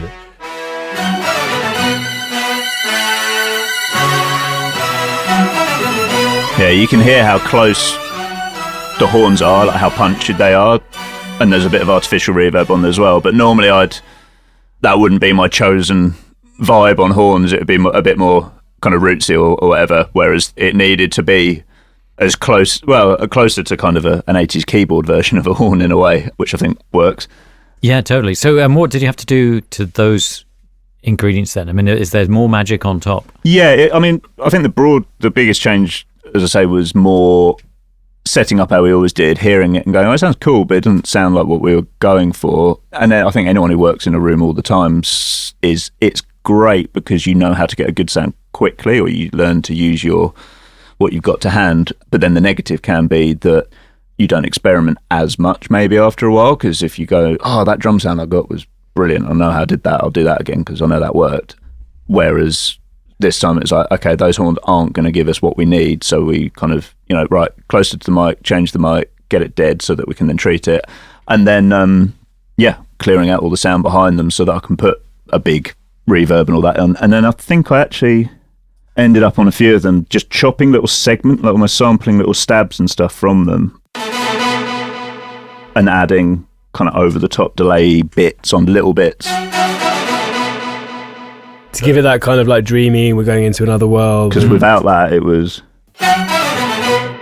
So just adding the weirder over-the-top delay underneath. Let's just hear that again, I think, and just the compare and contrast. So without, it was, just a fake reverb. And then adding the delayed version underneath. But together, it actually changes the feel quite a bit, I think. So, things like that. But also, with the strings in particular, if we hear what, I think on the same day as Thelma, actually, Kyle came in and messed around with the Juno and Prophet, bunch of synths, and just throw a load of stuff at it. You can hear that, I think that's a Prophet up high, the thing that sounds like a string, and it's that meshed with the strings, I think, is what's giving it that sci-fi vibe a lot. It's those two together. And the strings and brass, I mean, that day with Kyle, those days where he came in and did all the synths and stuff, they really gave it so much of that sort of 80s feel as well. But then the strings and brass properly brought it to life, and that section was initially just from the kind of middle 8 to the end. And I guess as often happens with our stuff, the structure kind of changed a little bit, and the sorry for my awful singing, that like run, I was like, that's just too good to just use there. So we kind of ended up, as the song develops, putting it in the intro as the first thing you hear, and then bringing it in after the first chorus, like having it lead you into the almost as a recurring riff. And that's something that we've done a lot. Like, we often in not having guitar riffs and not really having guitar initially, would try and find other things like vocal chants or string lines or like synth lines or whatever to give you the same satisfying thing as having a non-vocal riff. Would it be interesting to look at like some of the vocal harmonies at all? Yeah, and I think the vocals, actually, on this one, where those strings came in, the main thing we were talking about in the middle eight, we had for ages as a break, because we were so pleased with ourselves for getting that sounding cool. But again, well done us. I guess that's like, it's that thing of setting out to achieve a feeling or a vibe or something that made us feel like the stuff we listened to. And you get there, but then you're like, well, okay, that is cool, but people who don't care might want a lyric to land on or whatever. So we ended up, I think, adding this take me back to the future. quite later. Take me back to the future. And then this was a chance to do you can hear the vocal more. Let's go back to the future. Let's go back to the future. Which I think we probably wouldn't do a vocal effect like that if it wasn't juxtaposed against what it is, because it would sound like an EDM thing. Did you have to do lots of takes, or did you just do one take then? 4, apparently, according to Logic, yeah. That was the fourth take. Yeah. Yeah, I and then a guess plugin called Alter Boy, which I'm sure a lot of people it's use. super popular, and especially now it's really, really current. Makes your voice, as you hear, sort of lower or higher, a bit more Mickey Mouse. So it can be, like a lot- annoyingly makes things hooky. Yeah, weird. Like a lot of modern music as well uses it. If someone wants to sing a vocal and then it not sound like them, you can just pitch the whole thing up or down, or like foment it a bit. But we, I guess, wanted it to feel like it started in one place and with, I guess, warping back and forth through time, so it's going lower and higher. But that, yeah, I think that kind of very clearly modern electronic thing juxtaposed with these, you know, in our mind, kind of classic retro strings and brass stabs and hooks, and the ascending line that takes you into that last chorus, where the strings and the brass all kind of come together, is a kind of real like musical flair, a moment of kind of musicality that we wouldn't, you know, that very much came from Johnny, and it's very much because we were like, dude, go way over the top. We wanted to go there and beyond with that, and it's kind of totally ridiculous but brilliant, I think, at the same time, and harks back to that bombast of that era. Yeah, do you want to look at maybe the chorus and the post? Actually, there's some quite nice harmonies in the verse, aren't there? I think with vocals, yeah, like there's often historically, like I layer stuff a lot and we layer stuff a lot, and I think with this album in particular we were less scared of like double tracking me or having much louder, kind of more aggressive harmonies. Can dream away, change what I like and go back to. You can hear me up the Actually, yeah, octave. there's only weirdly, although it sounds really big, for a Bastille song, that's nothing, there's just a falsetto. So I mean, what, like a few of me singing down the octave? Yeah, it's just a couple of unison, a couple of falsettos, because we knew we had this coming, and then this is more, I mean, that OO is Bastille bread and butter there, but if that had been in from the Are there one, any more which we harmonies on probably the would always last do. chorus? I can't remember, but I feel like we probably went there a bit more. Yeah, we had a couple more coming in Yeah. later in the song, That's but like- I think that was restraint, knowing we were going there and saving it for those OOs. In the middle of the night, in the middle of the night.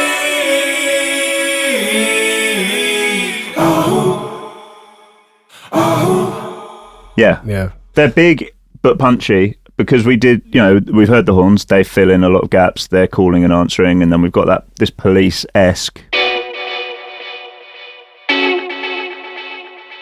Like and the way skank. that delay is going on, we were kind of working around the track more than we maybe have before.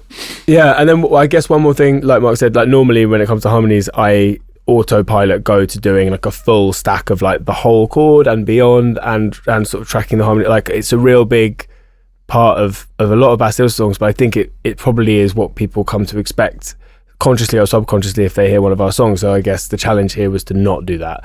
And with the song we're going to talk about later as well, trying to like step back from what we normally do. Just the other thing to add on this tune is like percussively, we had the beat and we had the bass locked in with the beat, but then Dan Pretty, who So we had, as we spoke about on the last track, yeah, do you want to play what we had? Just so we were, I mean, broad stroke and probably not as finished as this, we would have had something in this world.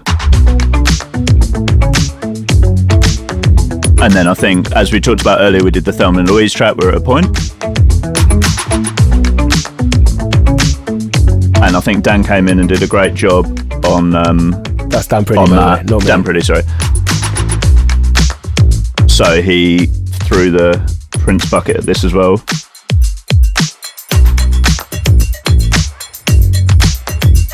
Just went nuts with the percussion, and I think that's the Quincy that feeling. kind of Quincy. Yeah, he did loads. We were like, Yeah, just we saw sort the of sent him cutlery. into the other room. We're like, dude, can you just do everything? Yeah, the full cutlery drawer. And when you send him into the other room, and are you listening in, or do you go and do that for half an hour and then come back? There's nothing worse than having someone on your shoulder. So I think it's that thing of look, try this and this. This would be all cool, and then obviously anything that you think. And he probably did like 5 things that were great, and we chose our favourite of that. But it was, I guess it was funny because we wanted, I think in the initial versions of this music and this song, we were like really pushing for minimalism. So it would have been just like a kick and a snare and the bass line maybe and that guitar. Like if we were going down the Police world, that's sort of what it would have been. But in, like I said, in sort of falling back more into expansive kind of maximalist 80s, it was about trying to create space and have all the parts be quite audible individually, but making this big sound. And so, yeah, Dan doing stuff like that just completely brought it alive, and it grooves for me it was just really exciting. This is really like so the sum of its parts, you know, Johnny's arrangement, all the amazing strings players, the brass players, like everything they added that really brings it to life, like Kyle's keys, Mark's production, you know, all the vocal stuff, and just stuff like those percussive elements that sort of hit you as almost like the icing on the cake and the sprinkling on top, but they really, I think, make it. And they're performed. I think that's really important as well. The bit that I played at the start, I'd programmed that. That's obviously not a real drum part, and the point of that is it's perfect. That was what brought it up to date. But the none of the stuff that's chucked on top that's all played. It's not quantized. It's not put in time. He's just really good. He's a drummer. That was his first instrument, so it just brings the whole thing to life. And that's what I think the best bits of the 80s are. Even if it's sonically quite clinical, there's a human performing it, and yeah, I think we found that's pretty vital to actually feeling good. And that, like the Lionel Richie stuff, the stuff you want to dance to, you know, there's some of the best performers, best musicians, best bassists available at the time. So we found the best people we could find and shut them on top as well. Yeah, totally. Yeah. And it works so well. I mean, I think maybe the best way I think we could finish this off is by building the parts up through the track to that amazing moment where everything is playing in those last few seconds. Yeah, great. So I'm just going to go from the bottom of my Logic session, which is kind of arranged like a band. So it starts with the drums coming out of the middle 8 and into this last chorus. Drums and percussion bits.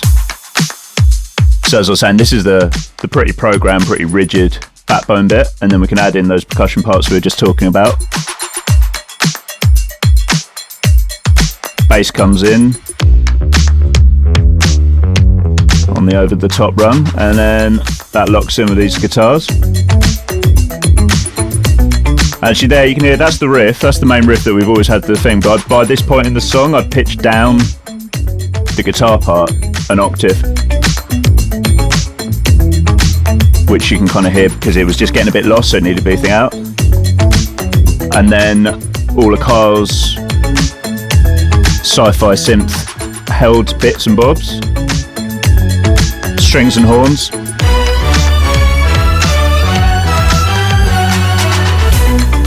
And that's where I'd have stopped, but Dan insisted on everything else.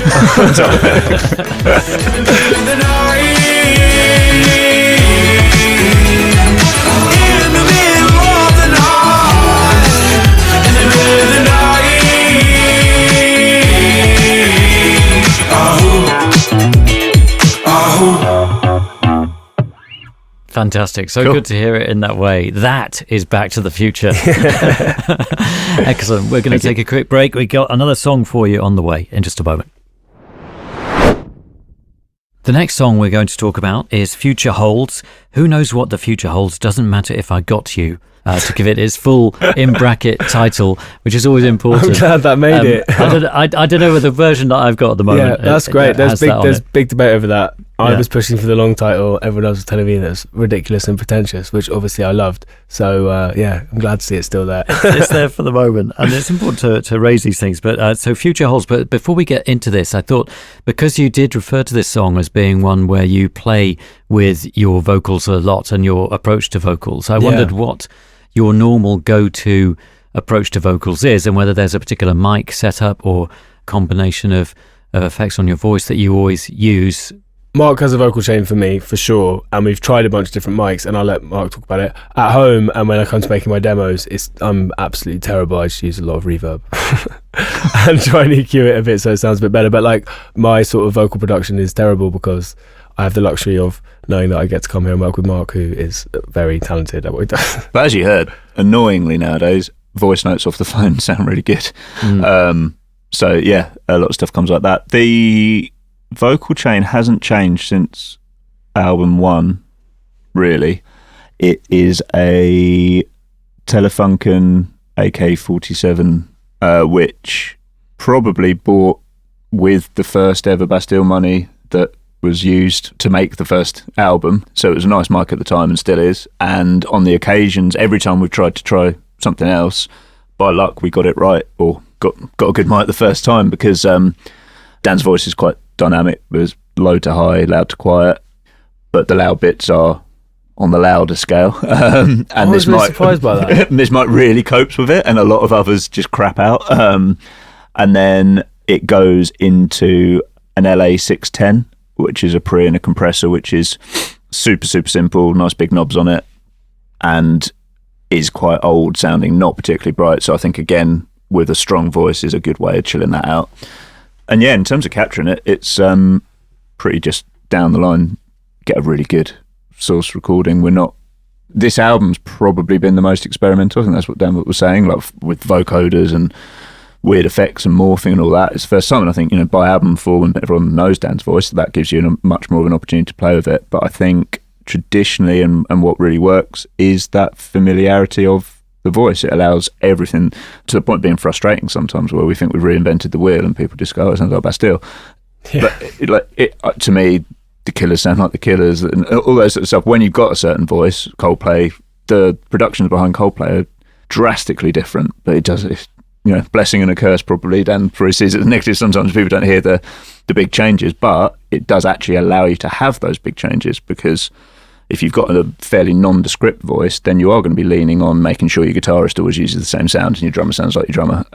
We don't really need to worry about that. So I think vocally we've fairly kind of consistent across the board, and then the BVs have traditionally been big and stacked up, and they've got very sort of familiar sound, I think, which is where we did change things up a bit on this album. On the first album we'd have the lead vocal, and then I'd do a couple of doubles of the lead that would be set back, and then often there'd be, I don't know, probably like 4 or 5 harmonies lower than my vocal, of which I would do 4 of each of those, and then go up a bunch into falsetto and do like 4 or 5, and then do 4 of each of those. So it was always like, the sessions, often for like first couple of albums, the sessions were just insane in terms of like number of tracks. A Bastille song on the first album, like the recording session, it would look closer to a 4-piece girl band pop session in terms of the vocals, more like R&B in terms of the sheer amount of doubles, tracks, harmonies and all that sort of stuff to get that size and all that stuff. And actually, it worked. For whatever reason, you can't do that with every voice.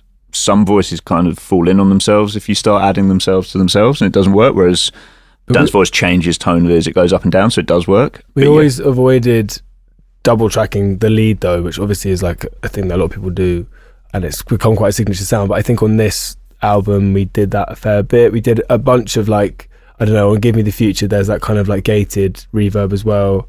The song Plug In that we played at the beginning, we wanted it to sound as futuristic and brittle vocally as possible, so there's kind of a hard tune on the vocal, lots of delays.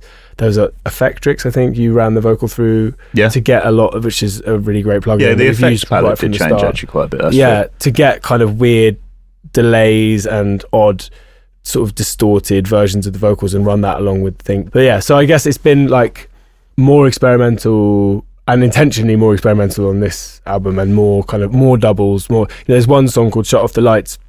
We wanted a big gang vocal, and historically I probably would have done that, and it would be me moving around the booth and further away from the mic and trying to throw my voice in different ways and sound like other people, whereas we got everyone involved to sing on it. And also we were doing some promo at the end of last year here, and so the crew, our live touring crew, who we've had right from the beginning, who are like, we're all really close, and they'd set up and we were like, oh god, while you're here guys, do you mind like just singing? So they all sing the chorus on Shut Off the Lights, and it was just really nice bringing other voices into this record as much as possible as well to sit alongside mine, because like with Riz Ahmed's sort of interlude as well, wanting another perspective, another voice, another brain on it, and I think hopefully the album is richer for it.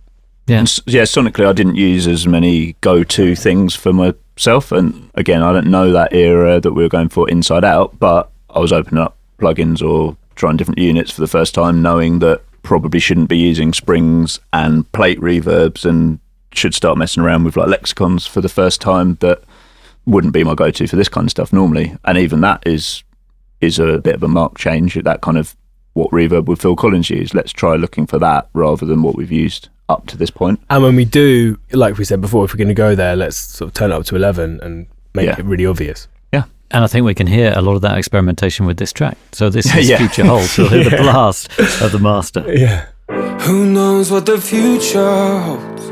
Don't matter if I got you. Who knows what the future holds? Don't matter if I got you. No, don't matter if I got you. Don't matter if I got you. It's not about my dreams. I'll get over my nightmares. Don't wanna just wake up at the ending. Don't blink, I'll miss it all. And dead boys don't remember the shit we never did. Will haunt us. I can't live fast and die young, obsessing over the future. I come undone when you're gone, just looking over my shoulder. Behind you, who knows what the future holds? That's actually quite a useful intro, having said all that, because that is a kind of blast of the Harmony Engine thing that Dan was talking about earlier, right early doors at the top. That's what all those BVs that kicked in, so that was quite useful to hear. We wanted it to feel like, I feel like with the album, all of these stories about and perspectives on the future and this kind of versions of sci-fi and then having a song at the end that feels, starts with the person walking up to the piano, sitting down at the piano and playing just acoustically on the piano with a vocal, basically being like, who cares about that? Like, chill out, mate. Like, be present in the moment, like with me, right? It was in my head a kind of potentially funny and ironic way to finish an album that is all about worrying about the future by being like, don't do that one thing that you've been doing for the last 10 songs. But and then having all that stuff kind of fall right back in, and suddenly that live vocal getting completely enveloped by the Harmony Engine and by all these effects and stuff again. And I guess with this track it was wanting to end with something that felt optimistic and was pretty openly and bluntly just about like trying to enjoy the present and enjoy life, because you never know what's going to happen, and why spend your days fretting over what may or may not happen. And it obviously flies in the face of what I actually think a lot of the time, but I think it just was trying to capture that moment, and and bringing in other weird sounds and bringing in Bim's voice. Like a thing here was never doing the chorus the same ever. It's very heavily treated vocoder in the first, and Harmony Engine in the first chorus, and the second one I'm not there at all, and it's all Bim stacked up to be this massive choir. And then the third one is a kind of like weird remix of the song as it ends, and it finishes off with Bim's voice and Senab, who's another amazing singer and vocal arranger who we work with, just letting them kind of like finish the album on this like weird kind of like slow house remix of the track. But it started life with Jack, who's a friend of ours who sort of works in the studio. He'd been just making a bunch of tracks. Yeah, so Jack's an amazing multi-instrumentalist who works with us here, and in between helping me with bits and bobs, if there was any downtime, I was just like, look, I'll get you to listen to things and then you go off and make me some samples or make some loops, make some starting points of tracks and stuff, because it's quite useful to, a lot of people are using, there's a thing called Splice online where you can get a guitar riff or bits and bobs, and we tend to start everything from scratch, but it's nice to have like a musical idea, and often a sonic or a sound on something that you didn't do, or you didn't, that's kind of like the fun of sampling, like gravitating towards something because you like how it sounds but you didn't come up with it. So that was really good. Jack was just ploughing through, I'd go, right, listen to this artist today, it'd be cool if you could give me some guitar riffs in this vein. I don't think this one was a suggestion at all. This was because he got a new toy called the OP1 and was messing around with it. And actually, weirdly, this song came from there's a sort of new artist in America who'd got in touch and asked us to do some writing with him and for him, and I think we just had the day set aside to come in and just riff some ideas basically to then give to him.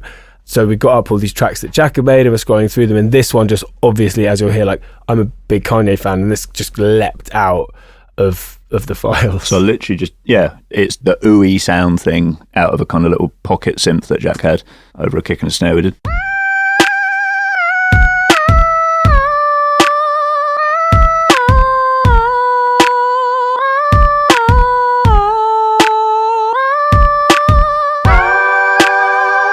But yeah, I mean, kind of weird, creepy, old school Disney, like eerie sort of sound. It's got that like Kanye Chipmunk, like pitched up thing, but it's, so the OP1 is a tiny little synth made by Teenage Engineering that looks almost like, it looks retro. But yeah, like one of the features of it, which a bunch of synths have, but this one has, that's amazing, is you can basically sing anything or play anything into it, and it immediately puts it into like a sample loop, and you can then play it out as a keyboard. So that's Jack basically having gone ooh and like sampled that and then playing it out. But chordally, it was actually like not something that we would probably ever sit and start with. Like the full gospel-y vibe. This gospel chord sequence, it's just not in my musical brain to go there or do that. So that as a starting point, you know, much like with everything on this album, to try and have every song's sort of inception be at a point that's miles from what we'd normally do was really helpful. And then we were like, right, let's write over this. It sounds wicked and also sounds like nothing else. And we started this song for this guy. And it lived as that voice. Well, you heard Dan's voice just come in then. The chorus is pretty much the chorus, I think. And then there's probably about 6, 7, just loads of verse ideas. Basically just like, it was left in a point of, right, when we come back to it, let's see what bits are good. But it was, who knows what the future holds. And I remember as we were finishing up the album, I was like, oh, that chorus just popped into my head, and went back and found the old demo, and it was really crappy, but I just kept having the who knows what the future holds. As a matter of fact, it was like lodged in my brain while I was writing loads of other stuff. So I was like, well, that's a sign that we should definitely go back to it and finish it off. And then, it was really fun. I guess we just used that as a chorus and then wrote loads. I've got some voice notes here from when we wrote different, I think, verses. Oh, it's not about your dream. It's not about your nightmares.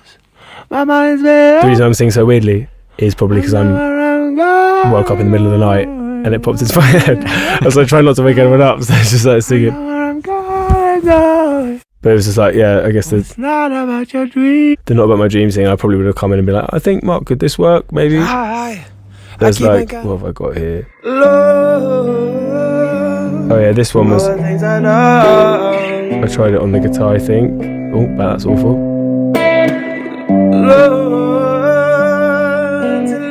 Oh no, I don't know what that is. It says Future Holds on it, so I think that was I think that was one of the things with this song. We had like the bit of it, and I went in the booth and then just tried a bunch of stuff, which actually we wouldn't normally do either. This was a loop the verse and record loads on the mic, and then get the scissors out and see what goes together. And then here, I just found this one. So this voice note is me on my bike on the way either in or out of the studio. I think I must have thought of a lyric on this. So blink and you'll miss us, but no one will miss us. Like whatever, but it's funny because you can hear my bike, and I'm glad I didn't die. And then I'm trying to work out whether you're holding your phone at the same time or whether you use a kind of sat-nav device. I don't use a sat-nav device. I've got like a really cool businessman on a business trip, little like earpiece thing that I listen to music on or podcasts on my way in and out. And I find a lot of dodgy voice notes from me, like trying to record on that as I cycle along. But yeah, I guess I just sang a load of stuff and we just saw what felt good. What else I got? Can't live fast and die young if you're holding on to the future. That then like wanted the verse to feel like big, full vocal kind of end of the album. Fuck the future. It's just about the present. Blah blah blah.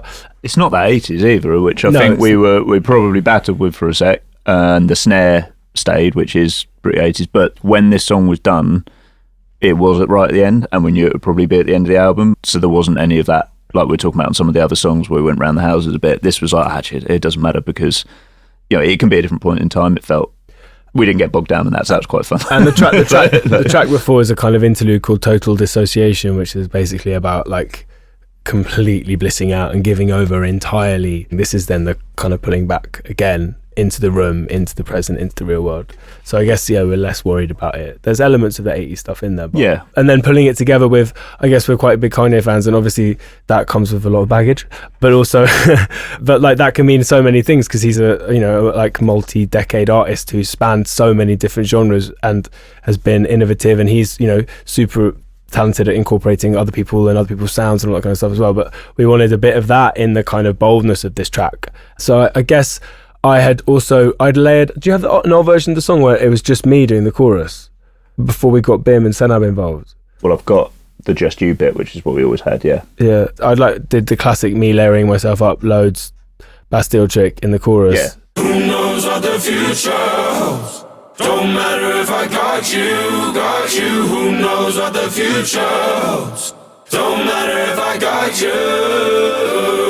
Definitely sped up. Don't think it was key change, but yeah, you can hear some pretty heavy-handed edits there. Yeah, it sounded good. So Me trying to sound like loads of different people putting on stupid voices and singing at the same time just to try and make it sound like a big mass, but it wasn't doing the trick. It was kind of still obviously old Bastille, it was still obviously me. So we asked Bim, this amazing singer, and Senab, who was in Scotland at the time and actually recorded all her stuff up there where she lives in Edinburgh, to send through a bunch of stuff. Do you want to play some of the things from the outro? Who knows what the future holds? Don't matter if I got you. Can you isolate just the bottom bit? Don't know. Got you. Yeah, so Senab sent this. I don't know. I got you. So she has layered up herself. Yeah, so she laid herself up as a choir, and then Bim came down because Bim lives in London, and she added a load of her stuff. Who knows what the future holds? Don't matter if I got you. Who knows what the future holds? Don't matter if I got you. And initially the idea was that it would bulk out what I'd already done, as a kind of backing singery thing, but she's got such a great voice and it sounded amazing, and we wanted at that point the song to sort of, a little bit like we do in Thelma, for it to sort of get really big and then just suck out to like just a low rumbling 808 beat and a big wall of vocals. And actually in the end we were like, she's so good, she should be lead in this, and that's why the song's like, featuring her, because I thought she's owning the second chorus and the whole outro in the end. Doesn't matter if I got you.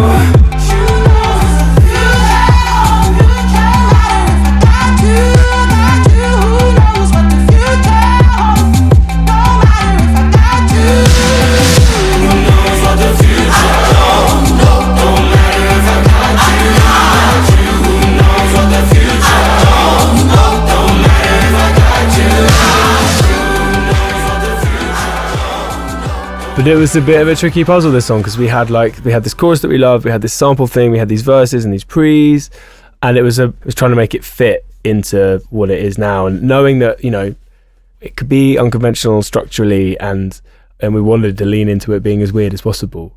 And it's good to have something in the album that sounds a bit futuristic with all the titles and lyrics. It seemed weird to have everything sound throwback or... And there was a version of it that had Bim doing this huge central kind of middle chorus, then it went back to a verse and it ended on I was like, it'd be quite neat if it ends on just me and the piano, really intimate, really raw.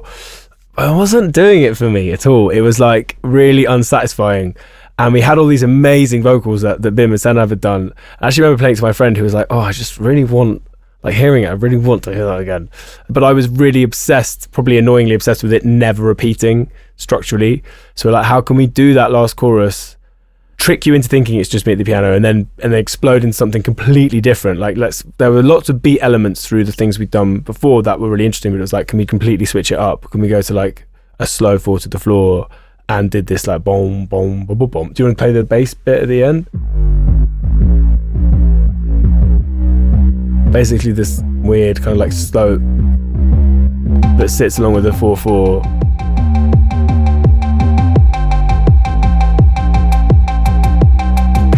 And then I think one last 4-bar moment of 80s stuff comes back in at the end.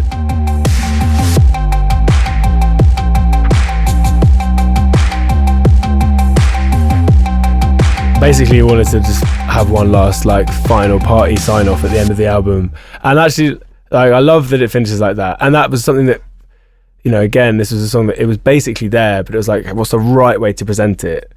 I remember coming in one day and being like, it's just not satisfying enough. Because we did a version that was back to the old drums. It was like, no, let's scrap everything and like almost treat it like a new track, like we're remixing our own song. But you can't, with a Bastille song, historically, we're always referencing or listening. Why is Kanye allowed to do that? Why is this Kendrick track do that? It's because a lot of that music's loop based or the same chords over and over again. And when that stays consistent, it allows other things around to change more drastically. Whereas if you just change everything, like if the chords change and then all the music, it gets a bit much. Whereas this was quite nice that that's the end of the song. The middle chorus had different drums, different bass. We're basically allowed to represent that chord progression, that original loop on different instruments, different vocals, different sounds, because that was the backbone of the whole thing. And the verse as well, we wanted the verse to be just like a vocal over this like quite interesting beat and this like raging sub as well from the off, to sort of constantly kind of wrong foot you the song. But I think it kind of works as a journey taking you through. Yeah, definitely, because it ends up being some kind of future gospel hybrid, you know, which ties in with the future theme and all that. And yet, because gospel is rooted in humanity, you know, that brings in that element as well, which is such an important part of the song, and also, you know, the humanity at the center of the whole album, you know, because it's a question about humanity, isn't it, with regard to, you know, what's going to happen in the future and how's it going to affect. And what are we via technology as well, like, is the thing that was, you know, it's in Distorted Lightbeam, it's in a lot of them. It's like, if you can live online and recreate versions of yourself or totally curate the version of yourself that other people see, like, you know, there are lots of questions about what that means for us and self-identity and identity full stop, and so many different things that I've found interesting and I think kind of hopefully poured into the record. Yeah, it's really interesting hearing the songs broken down in this way, and also, you know, in a way, it reflects the evolution of Bastille that is ongoing, and that's what you've been exploring with this record as well. So it's not only just future humanity evolution, or you know, but also the band, you know, because you've got to really stretch out and try different things, bring in other people that you wouldn't necessarily write in a different way than you wouldn't have done in the past as well. It was weird saying it at the start though, because I hadn't really heard it like that or realised it, but exactly what you just said, but that happened during lockdown. Seems like the least suitable time to reach out and do all that stuff, and got the wildest instrumentation, the most people on it, all that sort of stuff. So explains why I was so knackered. All from the comfort of your own studio. Amazing. We always ask people a couple of questions that I'm going to ask in a minute, but maybe to round up this song, it'd be good to hear maybe that transition again to round things up.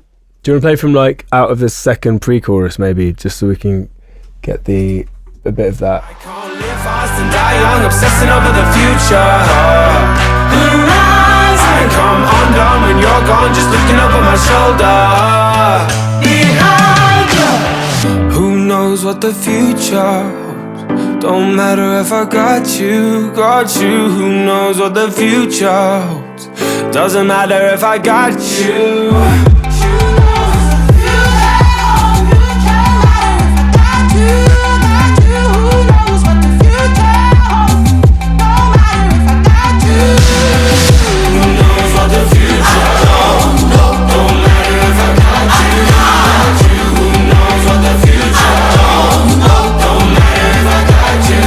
I've got to find out what that synth bass is. Such a great sound. I think it's a fairly normal 808 bass to start with. Oh no, quite distorted. And then, sidechained. And then probably distorted about 3 more times after that. And there's a plug-in, it's called Tal Chorus. There's a chorus built into a Juno synth, which we'd already used loads of because of 80 synths, and that chorus has got a really specific sound. But I think pretty much every Juno I've ever had or used, it's the noisiest chorus ever. It adds loads of hiss, which is fine for a lot of stuff, but that plugin's really useful because it sounds really similar but isn't covered in the hiss. Yeah, I think as well this is one that, just to talk about mixing for a quick second, is Spike Stent mixed this album, and we've rarely, if ever, done a record where one person's mixed the entire thing. So that was quite cool, and it was nice, you know, for him to be able to get really sort of under the skin of the whole thing. And yeah, I guess this is one in particular where, like, sometimes mixes come back and you're like, yes, you've nailed it, and other times it takes a bit more work. And this is just one where I guess it felt like he got the excitement of the track, and he really, I think particularly in the percussion, just did something to them. I don't know if he like smashed them a bit more, and whatever he did sort of managed to kind of bring up all the sort of the more nuanced, like smaller notes and the smaller sort of hits in the percussion loops. It brought them right back up to the top and almost gave it this like extra kind of groove in smashing it and sort of distorting it so much that I don't know, I remember it coming back, and this is one where I was like, wow, I didn't even realize that we had that in our beat. So that was quite exciting, and a really nice example of when the mixing process, which it can really elevate a track, like when that really happens. Fascinating. The questions we always like to ask people, moving from a discussion of technology, is about technology and whether there are particular technologies that you can't live without, something that each of you would always bring into a session with you, or if the house is burning down, that you've got to save that. Yeah, mine is so depressingly boring, but it would be my phone and my laptop are just such a huge part of the writing process for me. I'm really bad at backing stuff up. Like, I'm very disorganized, and there was a phone I had that was filled with maybe like 2 years of voice notes of ideas that often I don't go back and check, but always have these lofty ideas that I'll find this fictional time that doesn't exist, where I'll sit down and go through them and find all these amazing old songs that were written but never properly written, and I'm sure they're all awful anyway. But this phone, basically, when you put the cable in to like charge it or to get the stuff off it, that broke and I couldn't get it fixed. So it was just, I just had to watch it die, and all these ideas I'd had over the last couple of years just disappear. So I guess it's a lesson in backing up, guys. Be boring, be organized. But yeah, that is just, it's got all the sort of ideas we're working on, so many things musically, and I guess in the mixing process, and even working with Mark and stuff, like if you're not together, just sending songs back and forward, and it's kind of where everything lives. So I think in the making of an album process, that and my laptop where we're working on sort of Logic files or whatever is vital. As boring as that might be. Have you got anything more interesting? Pretty drier. I think something we're taking massively for granted now is the ability to change tempo or pitch shift a song. And on this, as you probably heard, we are changing direction a lot. We're changing structures, all sorts of stuff. It's quite a moving target. And the ability to instantly, more or less, hear a song in a different key or at a different tempo. And a lot of the time, some stuff, a lot of the guitars on this album are pitched down, and we like how that sounds. A lot of the time we'll come to do the final vocal and Dan's like, right, it's too high. I think every time. I think every song, unfortunately. I think because when you're writing, you're excited and you want to push as high as you can, and you want, like, particularly choruses, you're like, let's go up. And when it comes to then recording it and having to actually do it. Or you started getting really into it. You know, we mentioned a few sections that got added later down the line, and if that section ends up being higher than the highest section that you already had, then you've, snookered yourself. So yeah, I think that's been really cool. Firstly, because it means that you can do it, but also a lot of the stuff we ended up keeping, and like the choir and future holds, especially once it's been blended with BIM and all that stuff, all of the BVs we just pitched and time stretched to wherever they needed to be, and they sound really glitchy and a bit crap in isolation, but they sound even less like Dan in the context, so it makes it sound bigger. So yeah, really interesting. And the other question we like to ask is about advice, whether you've received or whether you've acquired through experience, advice that you'd pass on to other people. God, I don't know. I mean, just write lots of songs. I so don't feel like I'm in a position. My sister recommended a podcast to me recently that had an episode about, it's all about kind of reframing sort of stories from the past, but there happened to be a musical episode on Max Martin, and I guess the thing that it was looking at his success is, I think, the third most successful songwriter ever after Lennon and McCartney. But the conclusion that it drew, which was really interesting, was that despite the number of hits he's written, they've all been collaborative, like every single one of them, either with another writer or producers or a team or the artist. And it's that, I guess, this quite Swedish, it takes a village mentality where everyone's opinion is as valid as the next. And I think that's the thing that, I don't know, I guess my kind of, to use a really cheesy word, but journey as a kind of artist and us as a band, going from like 1 or 4 people through to now this kind of big collective of talented people who've worked on this album with us, has been one of like accepting that, in order to sort of like go through a musical career or go through the world like that, for it to be enjoyable, to share the burden, but also there's obviously so much, both like socially and musically and ideas wise, to be grasped from allowing other people in and from collaborating, and yeah, that's the thing that I'd learned. And hopefully, as a piece of advice, it'd be like, if you're like me, just chill out a bit and let other people in, if that makes any sense. Yeah. It does. I reckon for me it's probably try and limit yourself with your tools and your palettes and what you're doing, because everything's so easily available now. I could load up a plugin of any synth you can think of, and it can be really daunting. And I think everyone, or anyone who's got into production, will probably go through a bit of a gear phase, or like lusting after equipment, or thinking that they need every single plugin. And I've definitely done that. But you get to a point where it's really stressful, and then you load a song up and the plugin doesn't load, or whatever it may be.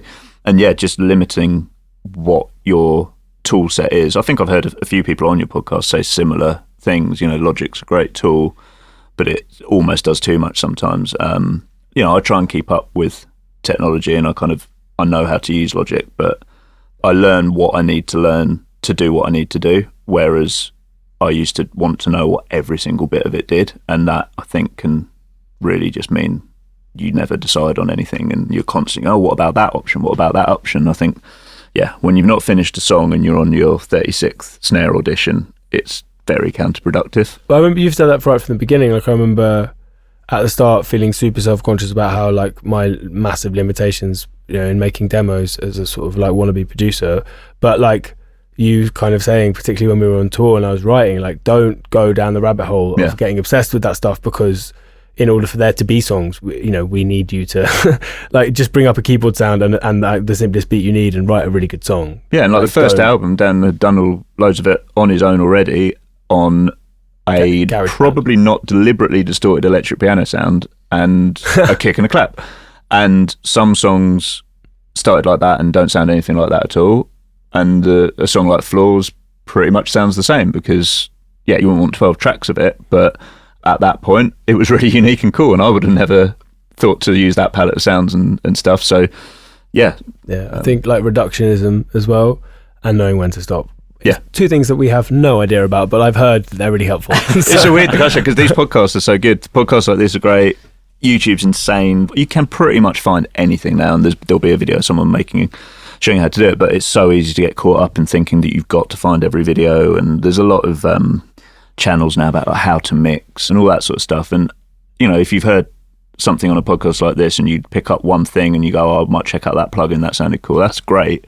But it's also totally cool to just accept that, I don't know, Spike, who mixed this album, is just way better at mixing than most people. His ears are better. He's got amazing gear, I'm sure, but he hasn't got anything that you couldn't get. He's just better than you, like, and things like that. And then when you learn that you'll probably be better than some people at some stuff, that's cool. Like, it's not all about, what EQ did Spike use? Because when I get that EQ, I'm going to be as good as him. You won't be, because you won't know what to do with it, but you'll be good at some stuff. I think that I got so caught up in. And it is good. You should read as much as you can and learn as much as you can, but don't think that is the actual answer. It's more like find one new tool and then start getting really good at using it, instead of getting it, putting it in the rack, looking at it and go, right, I'm a bit better now. Now I better buy another tool to get even better again. It's like, and then not know what the third knob from the right does. I think that's sound advice from both of you. Thank you very much. And thanks for allowing us to come into your world. Thank you for coming. It's been fantastic. We're going to go out with another song from the album. What do you think we should hear a little bit of? I have absolutely no idea. Let's No Bad Days. Yeah, let's finish with No Bad Days. Okay. Just finish on a nice depressing note, Let's bring everyone down. Excellent. Dan, Mark, thanks again. Thank you. Thank you. Thanks so much for being here. And here is No Bad Days. When you got the call. Thank you for listening. We hope you enjoyed the episode. If you have a moment, do tell your friends and leave us a review. It all really helps. Thanks to those of you who have already donated to the show. I'm just one part of the team that brings you Tape Notes. It relies on your support. If you'd like to donate, please head to our website. Once again, thank you for listening. Until next time, goodbye. Stop signs running, bills don't pay them, who would care at all? Burn your money, ain't worth nothing on your curtain call. There'll be no bad days, there'll be no bad days, there'll be no bad days. You'll have no more bad days when you're gone.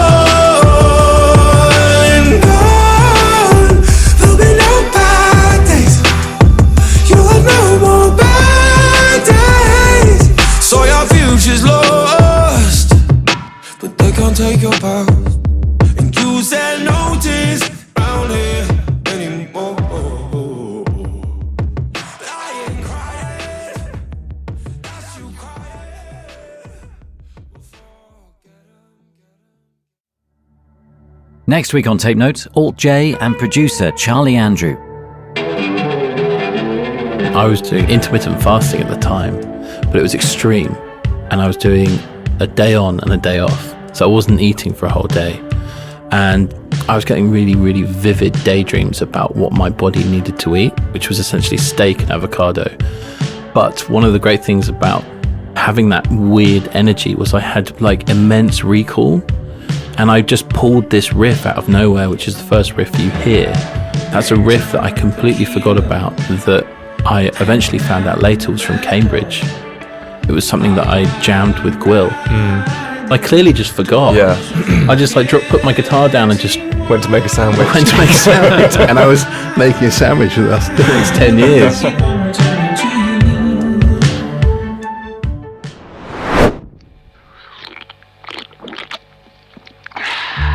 There's different spatial microphones and stuff that we use. We've always had one in the toilet over there. It's kind of like acts as like a little echo chamber, which is actually quite a lot of interesting sounds that pop up on the record have come from the toilet mic. Which obviously can be a bit dangerous sometimes if you need a wee. Right, All the yeah. mics are on. You've got a bit of a habit of putting mics in funny places, haven't you, Charlie? Well, because you never know what you might get, you know.